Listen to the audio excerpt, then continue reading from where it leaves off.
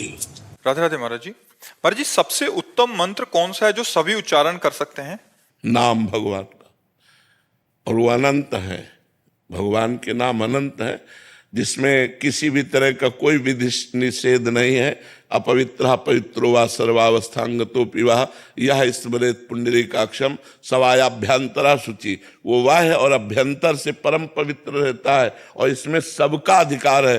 अहोवत स्वपचतो गरियान यज्जिभ्यागे वर्तते नाम तुभ्यम। वो स्वपच भी सर्वश्रेष्ठ है, जिसकी जिह्वा के अग्रभाग पर भगवान का नाम है। तो जो नाम प्रिय लगे, राम कृष्ण राधा हरि, ये सब भगवान के नाम है। नाम जपने कोई ऐसा कोई मंत्रोच्चारण नहीं है, कोई ऐसा मन ऐसे मंत्र कोई बाजार है क्या कि ऐसे खरीद ले? भगवान के नाम तो ठीक है, और मंत्र गुरु से लिए जाते हैं। हाँ, वो गुरु से लिया जाता है, वो थोड़ी कि बाजार है कि क्वालिटी बताइए इसकी क्या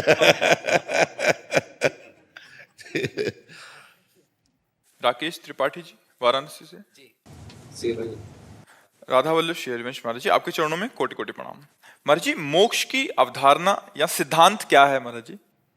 तीनों शरीरों से राग का त्याग हो जाना और अपने आत्मस्वरूप का अनुभव हो जाना, जिसमें पहचान है निर्माण, मान रहित हो जाना, अमोहा मोह रहित हो जाना, जित संग दोषा, किसी भी संग का प्रभाव अपने ऊपर ना पड़ना, अध्यात्म नित्या, निरंतर आत्मस्वरूप में रमण करने वाला, विनिवृत्त कामा, जिसकी सारी कामनाएं शांत हो गई हैं, द्वंद्व विमुक्ता, जो मान सम्मान निंदा स्तुति सुख दुख लाभ हानि जन्म मरण में समान भाव को प्राप्त हो चुका है, ऐसा महापुरुष अव्यय पद का अधिकारी हो चुका है, मोक्ष पद का अधिकारी हो चुका है।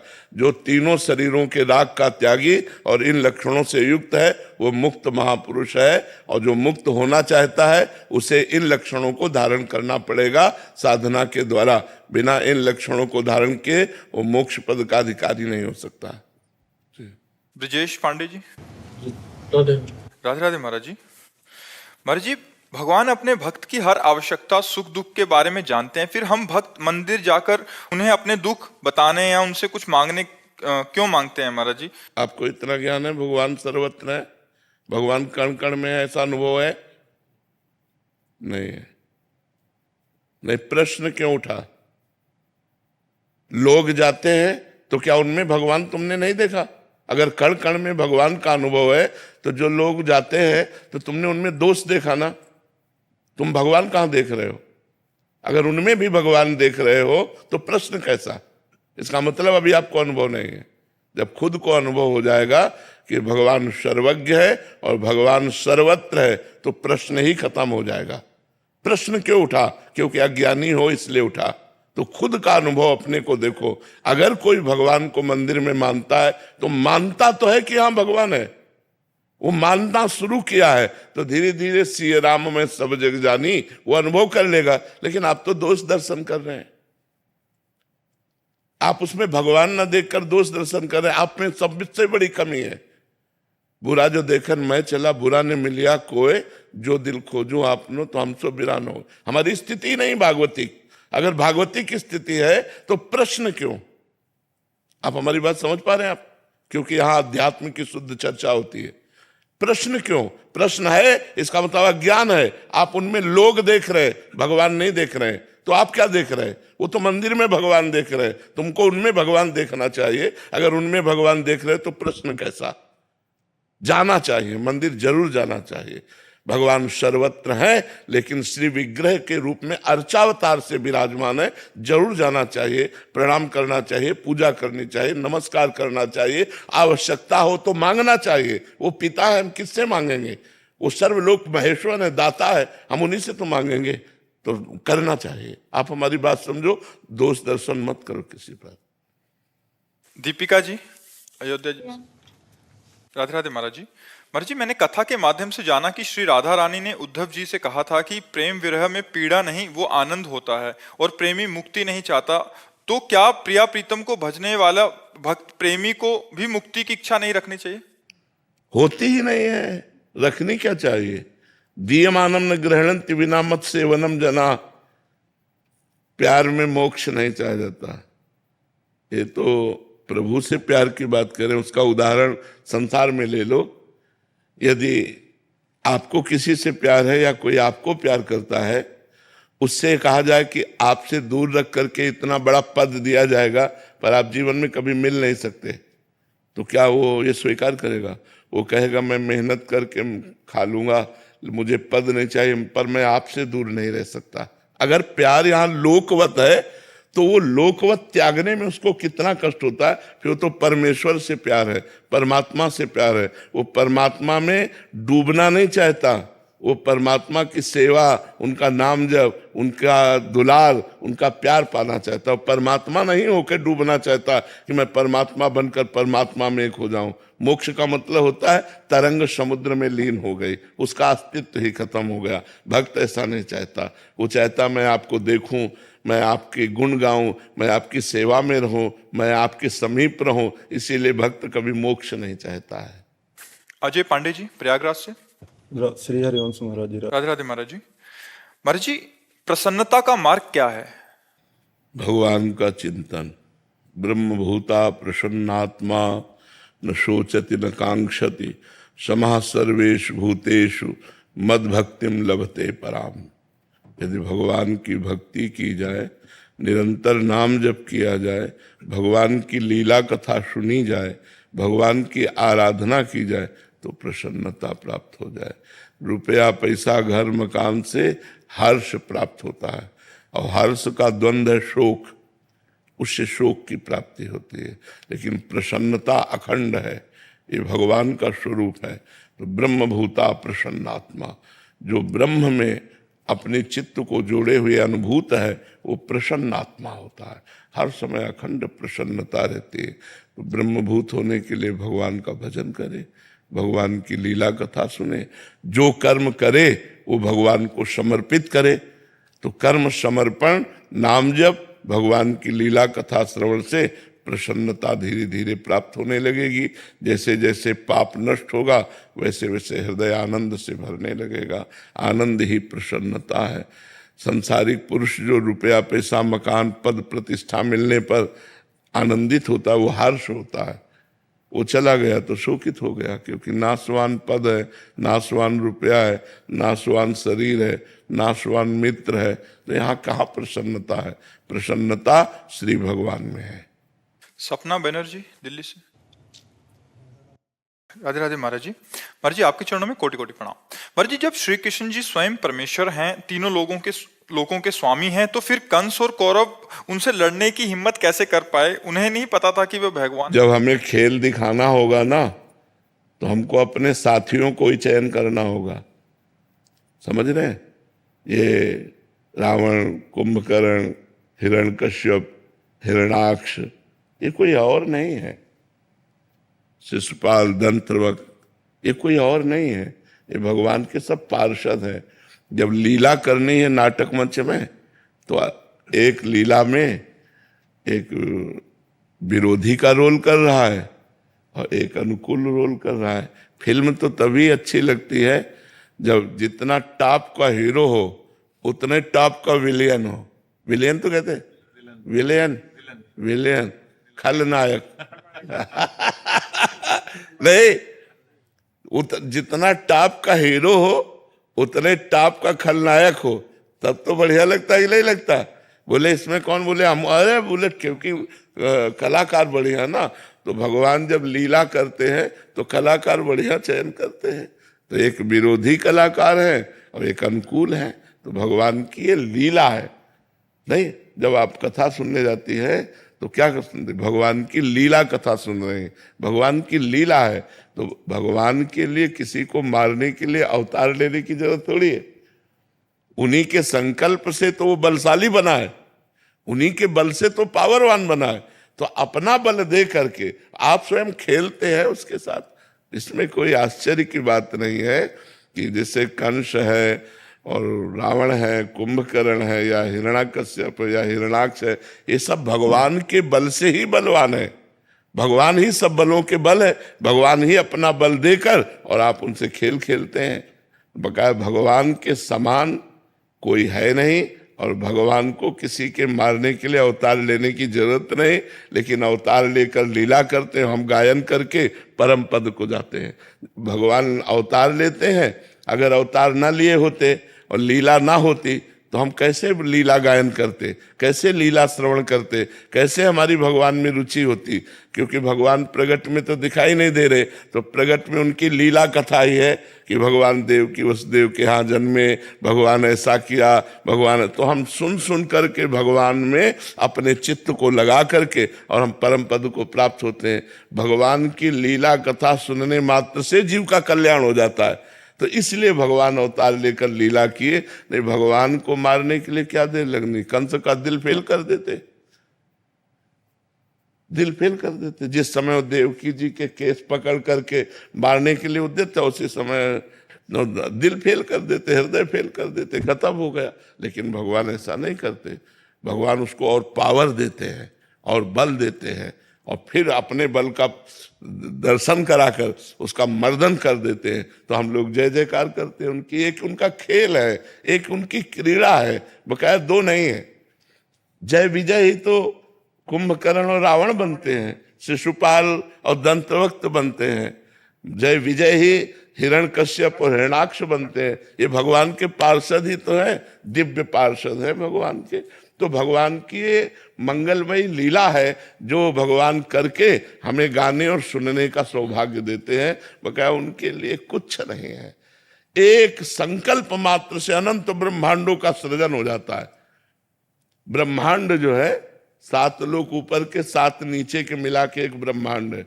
और देखरावा माते तीन अद्भुत रूप अखंड, रोम रोम प्रतिलागे कोटि कोटि ब्रह्मांड, एक रोम रोम में करोड़ करोड़ ब्रह्मांड लगे। ऐसे भगवान है, उनकी महिमा। एक कंस हो, ये सब क्या है?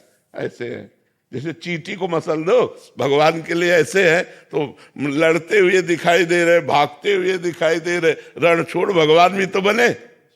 जब काल यवन आक्रमण किया तो भगवान छोड़ के भगे के लिए। ये उनकी लीलाएं हैं जिनका हम गायन करके परम पवित्र होते हैं। उनके लिए कुछ नहीं, उनके लिए कुछ नहीं। सब भगवत प्राप्ति भी सबका भगवत प्राप्ति भी हो। हाँ, भगवत प्राप्ति के लिए ही ये लीला कथा है। खूब लीला कथा सुनो और नाम जप करो, इसी से भगवत प्राप्ति हो जाएगी। मथुरा की ब्राह्मण पत्नियां थी, भगवान की लीला कथा सुनकर ही भगवत प्राप्त हो गई। भगवान की लीला कथा सुनकर धुंधकारी भगवत प्राप्त हो गया। खूब नाम जप करो, भगवान की लीला कथा सुनो। अर्चना जी पंजाब से। राधे राधे महाराज जी। महाराज जी, जब हम सुंदरकांड, दुर्गा सप्तशती आदि का पाठ करते हैं तब उनका अर्थ समझने का साथ साथ भावना भी करते हैं, पर जब हम बार बार पढ़ते हैं तो कुछ समय बाद केवल जैसे एकमात्र पाठ ही रह जाता है महाराज जी। ऐसे में महाराज जी पूजा फलदायी होगी? हाँ होगी, पूजा फलदायी होगी। क्योंकि आपका मन लगे या ना लगे, जैसे भोजन करते हो तो पेट भर जाता है, ऐसे मन लगे ना लगे आप पाठ करोगे, आप जप करोगे तो आपका हृदय पवित्र होगा, उसका फल आपको मिलेगा। लेकिन स्वाद तब मिलेगा जब मन लग जाए। फल तो मिलेगा, लेकिन फल का जो रस है, स्वाद, वो तब मिलेगा जब राधा राधा आनंद में डूबते हुए नाम जप कर रहे हैं, आनंद में भरकर पाठ कर रहे हैं, तब बात समझ में आएगी। तो करते रहो, करते रहो, धीरे धीरे मन लगने लगेगा, तब आनंद की अनुभूति होने लगेगी। करना चाहिए, मन लगे न लगे, पाठ है, नाम जप है, ये सब करना चाहिए। सुधाकर चतुर्वेदी जी। राधे राधे। राधे राधे महाराज जी। महाराज जी, आपके चरणों में कोटि कोटि प्रणाम। महाराज जी, गुरुदेव वेणु विनोद कुंज वाले महाराज जी का सानिध्य प्राप्त हुआ महाराज जी। और महाराज जी, आपके सत्संग के माध्यम से महाराज जी बहुत सारे व्यसनों और अवगुणों का नष्ट हो गए महाराज जी। महाराज जी, आपका एक प्रश्न है। गुरुदेव भगवान श्रीमद् भगवत ग्रंथों में वानप्रस्थ आश्रम का वर्णन किया गया है, जिसका वर्तमान समय में धारण करना कठिन है। हाँ, पालन करना बहुत कठिन सा है महाराज जी। तो इसमें नाम जप क्या करो, करें? नाम जप, बस नाम जप से ही सब पूर्ण हो जाएगा। भाव नहीं बन रहा है और पवित्र भोजन पाओ और नाम जप करो। जब अनर्थों की निवृत्ति हो जाएगी तो भाव बनेगा। पहले पाप भस्म होने दो, इतना नाम जप करो, पाप भस्म हो जाए तब भाव का प्रादुर्भाव होता है। भाव हो गया तो फिर भगवान की प्राप्ति दुर्लभ थोड़ी है। भाव का भूखा हूं मैं और भाव ही एक सार है। भाव से मुझको भजे तो भाव से बेड़ा पार। भाव ही आना तो कठिन है। तो नाम जप करते रहो, पाप नष्ट होंगे पूर्व के, तो भाव का जागरण हो जाएगा। अब वानप्रस्थ धारण करना कलयुग में बहुत कठिन है। बहुत कठिन है। अब जैसे वानप्रस्थ में है कंदमूल फल खाना, कहां से खाओगे कंदमूल फल? कहां, हमें बताओ कहां है भारत में जहां तुम फ्री पानी तो पी नहीं सकते? वानप्रस्थ कैसे निभाओगे जब पानी फ्री नहीं? अच्छा, ऐसे कहीं सोच के लिए बैठ जाओ, डंडा मारेंगे लोग। वानप्रस्थ तो बहुत कठोर नियमों का पालन, तो वस्त्र भी त्यागना। हाँ, तो कैसे आप कलयुग में कैसे वानप्रस्थ राजा? तो नाम जब कलयुग केवल नाम आधारा, सुमिरी सुमिरी नर उतर ही पार। भाव से पार करने के लिए नाम जप है, खूब नाम जप करो। इसीलिए हम सबसे प्रार्थना करते हैं, नाम जप करो, नाम से ही मंगल हो जाएगा। गायत्री जी, राधा वल्लभ जी अनंतपुर। और जी आप कह रहे हैं कि पहले दिनचर्या बहुत अच्छे से चल रही थी, रात को 11 बजे सोना, सुबह 2-3 बजे उठना, बट अभी नींद पे विजय प्राप्त नहीं कर पा रहे महाराज जी। बहुत ऐसा हार गई। फिर एक दिन मिर्ची भी लगा ली कि नींद ही ना आए, पर फिर भी क्या लगा ली? मिर्ची लगा ली कि अरे मिर्ची लगा तो कह रहे तब भी नींद से हार गई महाराज जी, अब मैं क्या करूं, कैसे सफल वैसे हमको ये समझ में नहीं आता कि पहले दिनचर्या ठीक चल रही थी, अब नहीं चल रही। अगर पहले ठीक चल रही थी, अब तो और ठीक चलनी चाहिए। अगर पहले हमारी ठीक चल रही थी तो हमारा अभ्यास अब तक दृढ़ हो जाना चाहिए। अब जैसे हम आपको बताते हैं, किसका प्रश्न है? हाँ, हम आपको बताते हैं हमारी दिनचर्या रही है रात्रि के 1 बजे उठने की। आज हमारी किडनी फेल है, हालत खराब है, लेकिन हम 1 बजे ही जगते हैं। आज भी 1 बजे ही रात्रि के जगते हैं और 2 बजे, 2:15 बजे तो निकल के बाहर पहुंच जाते हैं। अब जैसे हमारी सामर्थ्य नहीं कि हम सिद्ध आसन में बैठ सके, तो तकिया लगाए ऐसे बैठे हैं, भजन कर रहे हैं, फिर हिम्मत हुई खड़े हो गए, फिर बैठ गए, 4 कदम टहल लिया, फिर ये नहीं कि सो गए। हमारी दिनचर्या है तो हम अपनी दिनचर्या से, बीमार होने पर भी हमारी दिनचर्या, देखो बीमार होने पर भी तुम आपसे बात कर रहे हैं, लेकिन हमारी दिनचर्या भगवान की कृपा से यथावत चलती है। तो हमारी ये समझ में नहीं आता कि साधक की दिनचर्या पहले अच्छी चलती थी, बाद में क्यों बिगड़ गई? बाद में तो परिपक्व हो जानी चाहिए, सिद्ध हो जानी चाहिए, साधना सिद्ध हो जानी चाहिए। तो हमें लगता है हम गड़बड़ी स्वयं जानबूझकर करते हैं, हमें स्वयं सावधान रहना चाहिए। मिर्च विर्च लगाने से कोई फर्क नहीं पड़ता, अंदर की बात सुधार करनी है। खुद दिन मैं चाहती हूँ कि रात में मेरी दिनचर्या पूरी होनी चाहिए, कि दिन में विपत पड़ती है ना। देखो, चाहत सही नहीं है, अगर सही चाहत हो तो कोई रोक नहीं सकता। हमारी चाहत सही नहीं है, चाहत सही हो तो कैसे कोई रोक सकता है? नहीं रोक सकता। हम अपने समय से जग जाएंगे। हमने कभी घड़ी में अलार्म नहीं लगाया, पूरी जिंदगी हो गई। मोबाइल तो रखते ही नहीं, अपने आप 5 मिनट के अंतर की बात नहीं कहते, नहीं, करेक्ट टाइम पे आंख खुल जाएगी, अपने आप आंख खुल गई, 1 बजे उठ के बैठ गए। फिर आसन में नहीं बैठेंगे, नीचे उतर जाएंगे, क्योंकि नींद ना आ जाए। टहलते हुए फिर अपनी दिनचर्या पूरी की, नहा धो करके फिर अपने जो अपनी दिनचर्या, कहीं नींद का सवाल नहीं। हाँ, शुरुआत में जब 15-18 के थे, तब ठंडा पानी एक लोटे में रख के बगल में बैठते थे, जहाँ नींद ऐसे मारा पानी, फिर अपने भजन में लगे। कभी चुटकी काट लेते थे ऐसे कि नींद तो जाए। नई जवानी में ज्यादा, पर अब तो भगवान की कृपा हो गई है कि नींद कहती राधे राधे, आपने हमें छोड़ा, अब हम आपको छोड़ते हैं। ममता जी उत्तराखंड से। राधे राधे जी। राधे राधे महाराज जी। महाराज जी, मेरा प्रश्न है कि आपने बताया है कि अगर कोई हमारे ऊपर क्रोध या ईर्ष्या करता है तो वो हमारे पिछले जन्मों के कर्म के कारण ही है, लेकिन जो इंसान हमारे ऊपर क्रोध कर रहा है तो वो उसका नवीन पाप कर्म बन रहा है महाराज जी। हाँ, नवीन कर्म उसका बन रहा है, उसका नवीन कर्म बन रहा है, उसको सावधान रहना चाहिए। अगर वो क्रोध करेगा तो फिर उसका दंड उसको मिलेगा। यही तो चल रहा है। कर्म संस्कार, जैसे हमने कर्म किए वैसे संस्कार बने, जैसे संस्कार हुए वैसे कर्म हुए, कर्म प्रारब्ध बनकर भोगा, फिर नवीन कर्म, फिर यही तो बार बार चल रहा है। अब इसको मिटाना है, लेना ना देना, मगन रहना। ना हमें किसी के क्रोध करने पर क्रोध करना है, ना किसी पर क्रोध का आवेश हमारा फूटे। दोनों को कोई हम पर क्रोध कर रहा है, क्षमा, हम किसी पर क्रोध नहीं करेंगे। तो आप यहाँ से निपटते चले जा रहे हैं, लेकिन आपने किसी पर क्रोध किया, वो सह गया, वो तो बच गया, लेकिन आप गए, आपका कर्म बिगड़ गया। सांख्यवी सिंह जी। राधे राधे। राधे राधे महाराज जी। गुरु जी, मैं अगर किसी विषय के बारे में विचार करती हूँ तो मेरा ध्यान ज्यादातर खराब स्थिति की कल्पना पर केंद्रित हो जाता है, और जैसे ही मुझे समझ आता है कि मैं गलत सोच रही हूं, मैं अपने विचारों को रोकने का प्रयास भी करती हूं, परंतु तब तक उन विचारों का नेगेटिव असर मेरे मन और दिमाग पर हो चुका होता है। गुरुजी, गलत विचारों को आने से कैसे रोक? होई ही सोई जो राम रचि राखा, को करि तर्क बढ़ावे शाखा, अस कहि जपन लगे हरि नामा। रामचरितमानस कह रहे कि हमें विश्वास करना चाहिए, मंगल भवन भगवान जो करेंगे परम मंगल करेंगे, हमको नाम जप करना चाहिए। हमें व्यर्थ का चिंतन, निगेटिव चिंतन ये करके क्लेशित नहीं होना, हमें नाम जप करना, राधा राधा। नहीं कल क्या होगा, बहुत बढ़िया होगा, क्योंकि आज हम राधा राधा जप रहे हैं, कल हमारा मंगल में होगा। भगवान मंगल भवन है, वो हमारे अमंगल का नाश करेंगे, मंगल होगा। हम खूब नाम जप करें। देखो, जब तक भगवान से नहीं जुड़ा जाता तब तक हम बिना आश्रय के किस पर भरोसा करें कि हमारा कौन साथ दे देगा। और हमें साथी की जरूरत है। इस संसार सागर में कोई प्यार करने वाला नहीं है, ये हम अपना अनुभव कहते हैं। अगर कोई हमसे प्यार करता है तो अपने लिए हमसे प्यार करता है, वो हमारे लिए हमसे प्यार नहीं करता। ये हमने देखा। प्यार का मतलब होता है सामने वाले को सुख देना, सामने वाले के लिए बलिदान हो जाना।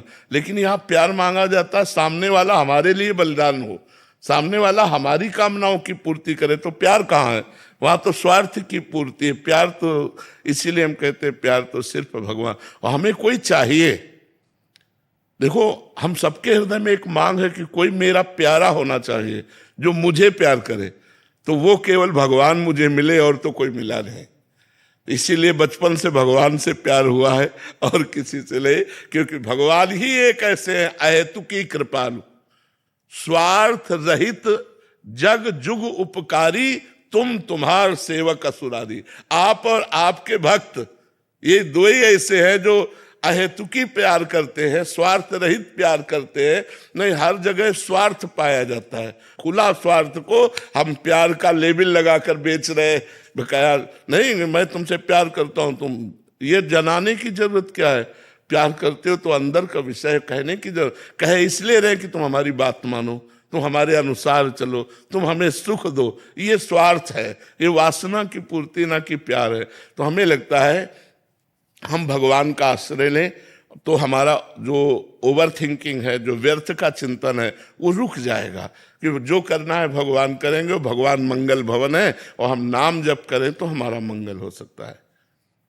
गिरीश चंद्र मिश्र जी। राधे राधे। राधे राधे महाराज जी। महाराज जी, मैं एक कर्मचारी नेता हूँ। कभी कभी मन में आता है मेरे कि मैं इसे छोड़कर भगवत भजन में ही लीन हो जाऊं। नहीं, हमें लगता है कि जैसे कोई भी पद हो, चाहे ग्राम प्रधान पद हो, चाहे विधायक पद हो, चाहे सांसद पद हो, या जो भी पद है, ये पद समाज सेवा के लिए है। मान लो ग्रामीण 100-200 लोगों के लिए ग्राम प्रधान बना, तो मेरे लिए 10,000 के लिए बना, तो सांसद और बड़ा बना।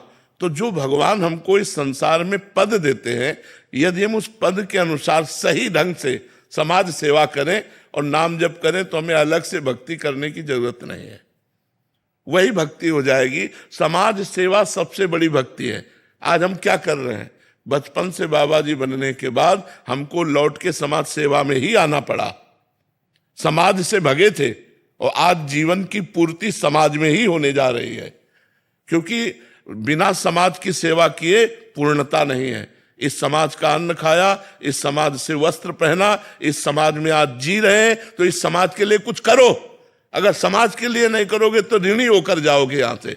तो समाज की सेवा जैसे आप लोगों को मिली है, तो आप अपने अधिकारानुसार धर्म पूर्वक यदि समाज की सेवा की जाए तो वो भगवान की भक्ति ही है, और नाम जप किया जाए। हर्षा जी यूएसए से। राधे राधे। राधे राधे महाराज जी। महाराज जी, तीर्थ क्षेत्र तो स्वयं पवित्रता का स्थान है, पर कभी कभी अनजाने में वहां कोई गलती हो जाती है, जैसे आचरण, वाणी या भावना में। ऐसे में शास्त्र के अनुसार उस भूल का प्रायश्चित कैसे किया जाए महाराज? नाम संकीर्तनम यस्य सर्व पाप प्रणाशनम। जिस तीर्थ में अगर पाप की संभावना बन गई है कि हमसे गलती हो गई, तो उसी तीर्थ में जैसे वृंदावन में कोई त्रुटि हो जाए तो जाओ यमुना किनारे बैठो, 1 घंटा राधा नाम कीर्तन करो, सब खत्म हो जाएगा। जानबूझकर पाप मत करो। यदि अनजाने में या विवशतावश आप संभल नहीं पाए, आपसे गलती हो गई, तो फिर यमुना किनारे बैठो, नाम कीर्तन करो, वृंदावन की परिक्रमा लगा लो, बिहारी जी के दर्शन कर, उसी तीर्थ में ही उपाय कर लो और उनको लेके मत आओ, वहीं नष्ट कर दो। अगर पाप लाद के लेके आओगे तो फिर ब्याज दर ब्याज बढ़ता चला जाएगा, क्योंकि तीर्थों का पाप बड़ा भयानक होता है। तो वहीं रुको और 1 आध दिन व्रत रहो, परिक्रमा लगाओ, नाम कीर्तन करो, वहीं उसको नष्ट कर दो, फिर आओ जी। अभिषेक कुमार सिंह जी। राधे राधे। राधे राधे महाराज जी। महाराज जी, मेरा प्रश्न है कि मैं अपने कार्य क्षेत्र में आगे बढ़ने और आर्थिक स्थिरता पाने के लिए पूर्ण निष्ठा से प्रयास करता हूं। अपने माता पिताजी की स्मृति में समाज के प्रति अपने दायित्व निभाने का प्रयत्न करता हूं ताकि उनका नाम उज्जवल रहे। अक्सर क्षमता से अधिक कार्य करने के बावजूद प्रोत्साहन की जगह आलोचना ही मिलती है, जिससे भावनात्मक होने के कारण मानसिक और शारीरिक कष्ट होने लगता है, परिवार भी व्यथित हो जाता है। ये आपको ही नहीं, ये सबको मिलता है, ये प्रसाद सबको मिलता है। चाहे जितना अच्छा कार्य करो तो 10 उसमें यदि आपको सपोर्ट देने वाले मिलेंगे तो 2-4 आपकी निंदा करने वाले मिलेंगे। तो इसीलिए अध्यात्म आपको मजबूत बनाता है कि निंदा करने वालों की निंदा सुनकर दुखी ना होना और अपने सत्कार्य को और बढ़ाना। जो हम कार्य कर रहे हैं उसको और बढ़ाना, निंदा से प्रभावित होकर उसे रोक नहीं देना। हमको बातें इनमें नहीं मन देना, ये संसार कुछ ना कुछ कहेगा। हमको अपनी मस्ती में चलना है यार।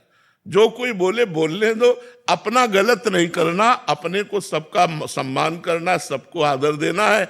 अध्यात्म यही सिखाता है। और हमारा कोई अपमान करे तो हमें दुखी नहीं होना और अपने सत्कर्म में चलता रहना है, तभी तो आप जीवन सही यापन कर पाओगे।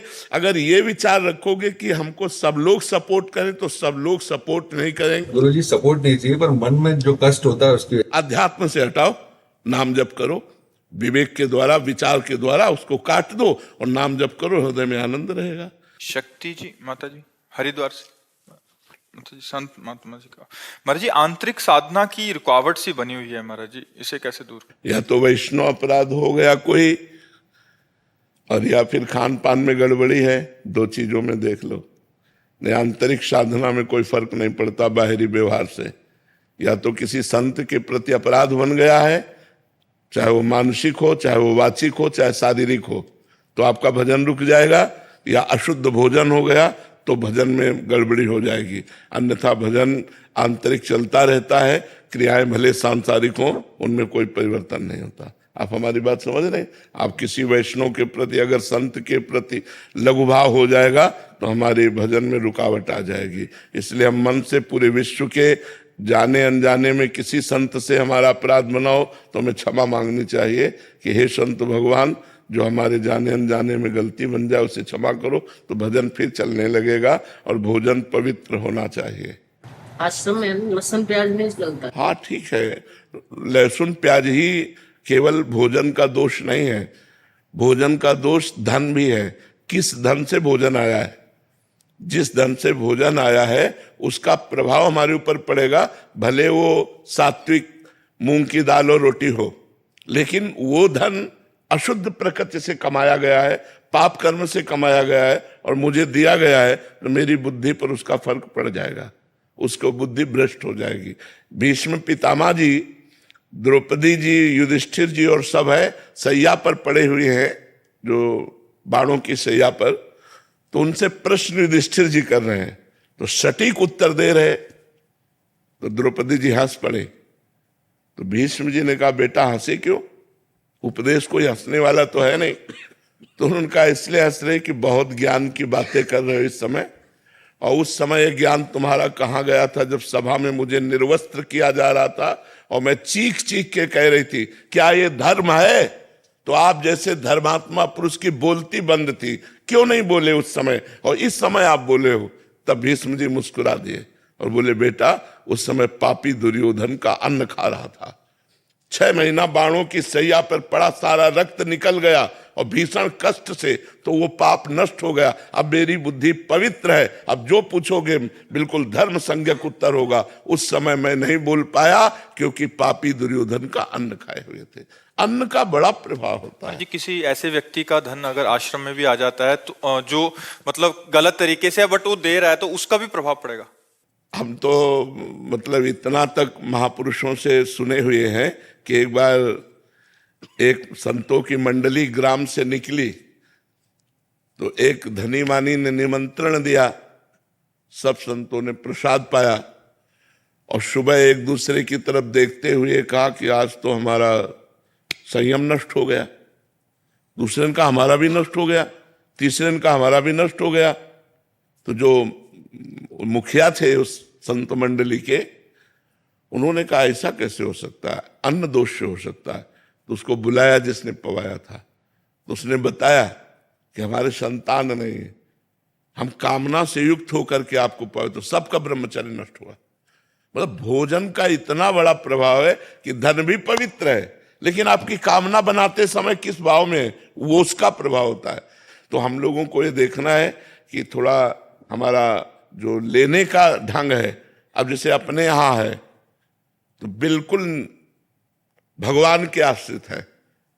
अगर आप 100 रुपया निकाल के रखते हैं तो हम यही समझते हैं मेरे भगवान ने इसे प्रेरित किया है, क्योंकि मुझे पता है यहाँ वही दे सकता है जिसको श्री जी प्रेरित करेंगी। तो ये उनके मेहनत की कमाई है। वो 100 रुपया की दाल आएगी ना, और जब रोटी पाएंगे तो भजन होगा। लेकिन 1 करोड़ का जब व्यवस्था होगी तो भजन नहीं होगा, आपस में राग द्वेष ईर्ष्या काम क्रोध ये विकार होंगे। तो भोजन का प्रभाव हमारे ऊपर बहुत, वैसे भी कहावत है जैसा खाओ अन्न वैसा बने मन। तो अन्न कहाँ से खरीदा गया, किस पैसे से लाया गया, किस भावना से बनाया गया, उसका भी प्रभाव पड़ता है। इसलिए हम कहते हैं कि ज्यादा बाजार की चीजें भजन करने वालों को बनी बनाई नहीं पाना चाहिए, क्योंकि वो बनी बनाई तो अच्छी दिखाई दे रहे हैं, लेकिन बनाते समय उसकी प्रक्रिया शुद्धि अशुद्धि, और लघुशंका करके बिना हाथ धोए बना रहा है, उसकी शुद्धि अशुद्धि, उसके भाव, वो सब प्रभाव भोजन में पड़ता है। वैसे ही हमारी प्रकृति स्वभाव बन जाता है जैसा भोजन होता है।